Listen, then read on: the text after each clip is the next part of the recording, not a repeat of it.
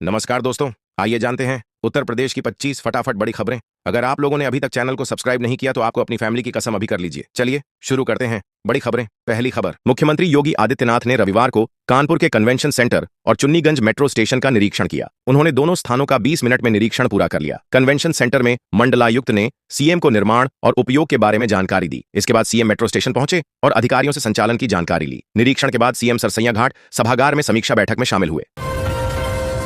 दोस्तों, उत्तर प्रदेश के जालौन जिले में कदौरा विकासखंड की पूर्व खंड विकास अधिकारी प्रतिभा शालिया पर फर्जी तरीके से भुगतान कराने के आरोप में निलंबन की कार्रवाई की गई है। शासन स्तर पर की गई जांच में उन पर लगे आरोप सही पाए गए हैं। कालपी विधायक विनोद चतुर्वेदी ने 10 अगस्त 2024 को जिलाधिकारी राजेश कुमार पांडेय को शिकायती पत्र दिया था। दोस्तों, प्रधानमंत्री आवास योजना के तहत गोरखपुर में 25,833 लोगों ने ऑनलाइन आवेदन किया है।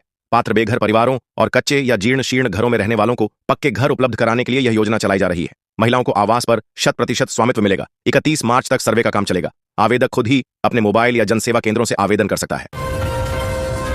मुख्यमंत्री योगी आदित्यनाथ 26 मार्च को आगरा आएंगे और जीआईसी मैदान में राज्य और केंद्र सरकार की उपलब्धियों को गिनाएंगे। वह 636 करोड़ रुपए की 127 परियोजनाओं का लोकार्पण और शिलान्यास करेंगे और 400 छात्र छात्राओं को लैपटॉप और टैबलेट वितरित करेंगे। कार्यक्रम में पर्यटन मंत्री जयवीर सिंह के अलावा अन्य जनप्रतिनिधि भी शामिल होंगे। प्रशासन ने इसके लिए तैयारियां शुरू कर दी हैं।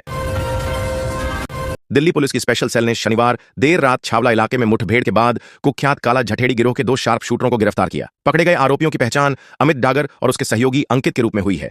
अमित डागर जेल में बंद गैंगस्टर ओम प्रकाश उर्फ काला का भाई है। गिरोह के कई सदस्य दिल्ली एनसीआर में सक्रिय हैं।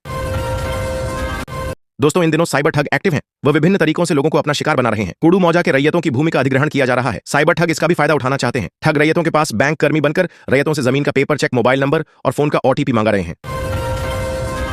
दोस्तों, उधमपुर में विमान सेवा शुरू होने से इस पूरे क्षेत्र के लोगों के लिए सुखद खबर है। इससे विमान सेवा से बाहर जाने वालों को तो राहत मिलेगी ही, उधमपुर व रियासी जिले के पर्यटन को भी बढ़ावा मिल सकता है। अभी तक विमान सेवा सिर्फ जम्मू और श्रीनगर के राजधानी शहरों में ही उपलब्ध है। अब उधमपुर में भी एयरपोर्ट बनेगा।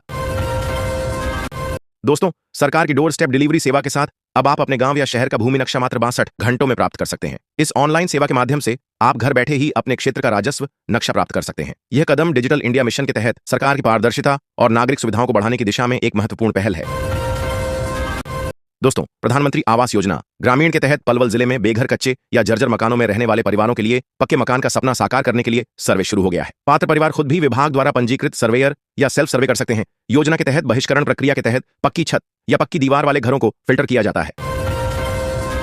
दोस्तों, दिल्ली सरकार 1 अप्रैल से ओवरेज पेट्रोल और डीजल वाहनों को ईंधन भरवाने पर रोक लगाने जा रही है। शहर के 80% से अधिक पेट्रोल पंपों पर ऐसे डिवाइस लगाए गए हैं जो डी रजिस्टर्ड वाहनों की पहचान करेंगे। इससे उन्हें ईंधन देने से रोका जा सकेगा। इस कदम का उद्देश्य प्रदूषण को कम करना और पर्यावरण को स्वच्छ रखना है। वक्फ संशोधन बिल 2024 पर कांग्रेस ने तीखी प्रतिक्रिया दी है। पार्टी महासचिव जयराम रमेश ने इसे संविधान पर हमला बताते हुए भाजपा पर अल्पसंख्यकों को बदनाम करने का आरोप लगाया। कांग्रेस का कहना है कि यह बिल वक्फ प्रशासन को कमजोर करने, न्यायपालिका की परंपराओं को खत्म करने और अल्पसंख्यक समुदायों को उनकी धार्मिक संपत्तियों के प्रशासनिक अधिकारों से वंचित करने की साजिश है।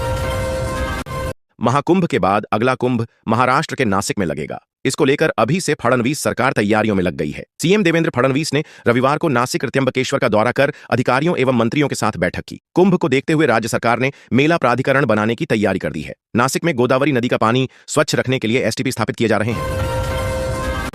केंद्र ने झारखंड सहित अन्य राज्यों को पीएम पोषण योजना के तहत बच्चों के मध्याह्न भोजन में खाद्य तेल के इस्तेमाल में 10% की कमी लाने का सुझाव दिया है। बच्चों में बढ़ते मोटापे और ओवरवेट की समस्या को देखते हुए यह सलाह दी गई है। इस एडवाइजरी में खाद्य तेल के अत्यधिक सेवन के प्रतिकूल प्रभावों के संबंध में छात्रों को शिक्षित करने की आवश्यकता बताई गई है। अखिल भारतीय कांग्रेस के राष्ट्रीय प्रवक्ता पवन खेड़ा रविवार को पटना पहुंचे। यहां पर उन्होंने बिहार प्रभारी कृष्णा अल्लावारू, नवनियुक्त प्रदेश अध्यक्ष राजेश कुमार और अन्य नेताओं के साथ संयुक्त रूप से प्रेस वार्ता की। इस दौरान उन्होंने नीतीश सरकार पर जमकर हमला बोला। पवन खेड़ा ने कहा कि बिहार को भाजपा जदयू की सरकार ने बीमार कर दिया है। खेड़ा ने नारा दिया कि सरकार बदलो तभी बिहार बदलेगा। दोस्तों, मिस यूनिवर्स 2024 विक्टोरिया केजर थेलविग और मिस इंडिया यूनिवर्स 2024 रिया सिंघा ने रविवार को ताजमहल का दौरा किया। विक्टोरिया ने ताजमहल को अद्भुत कलाकारी और प्रेम का अनोखा नमूना बताया। उन्होंने कहा कि वह दुनिया भर में लोगों को ताजमहल के बारे में बताएंगी। रिया सिंघा ने भी ताजमहल की सुंदरता की प्रशंसा की और कहा कि यह उनके लिए एक अविस्मरणीय अनुभव है। अयोध्या में सीआरपीएफ के कीर्ति चक्र से सम्मानित बलिदानी राजकुमार यादव के पुत्र शिवम की संदिग्ध परिस्थितियों में हुई मौत को लेकर देर रात तक जिला अस्पताल के बाहर गम और गुस्से का ज्वार दिखा। इस घटना के बाद आरोपों से घिरे एसडीएम सोहावल अभिषेक सिंह को पद से हटा दिया गया है। परिजनों का आरोप है कि एसडीएम अभिषेक सिंह की प्रताड़ना से क्षुब्ध शिवम अवसाद में था। दिल्ली की नई भाजपा सरकार ढांचागत विकास को प्राथमिकता दे रही है। माना जा रहा है कि सरकार बजट में सावित्री सिनेमा फ्लाईओवर को डबल करने के लिए धनराशि की मंजूरी दे सकती है। साथ ही सरकार की निर्माणाधीन ठप पड़ चुकी परियोजनाओं को भी बजट में धन मिलने की उम्मीद है। इन परियोजनाओं में 11 नए अस्पताल और 15 से अधिक अस्पतालों में अतिरिक्त निर्माण शामिल है। आईपीएल 2025 के तीसरे मुकाबले में आज चेन्नई सुपर किंग्स और मुंबई इंडियंस भिड़ रहे हैं। चेन्नई ऋतुराज गायकवाड़ ने टॉस जीतकर गेंदबाजी चुनी। मुकाबले में बिना कोई गेंद खेले ही मुंबई के पूर्व कप्तान रोहित शर्मा ने इतिहास रच दिया। उन्होंने अपने सबसे करीबी दोस्त दिनेश कार्तिक को पछाड़ दिया। इसी मैच में हिटमैन ने एक शर्मनाक रिकॉर्ड भी बनाया। दोस्तों, हरियाणा को अभी तक अपना राज्य गीत नहीं मिल पाया है। राज्य गीत पर 2 लेखकों की आपत्तियों के बाद 3 आपत्तियां विधानसभा सचिवालय को मिली हैं। विधानसभा की कमेटी को आपत्तियों का निस्तारण कर सर्वमान्य राज्य गीत को मंजूरी देनी होगी। आगामी बजट सत्र में राज्य गीत पर मुहर लगने की संभावना कम है। जल्द ही आपत्तियों को दूर कर लिया जाएगा। दोस्तों, दिल्ली की सड़कों पर जल्द ही इलेक्ट्रिक बसों की संख्या बढ़ने वाली है।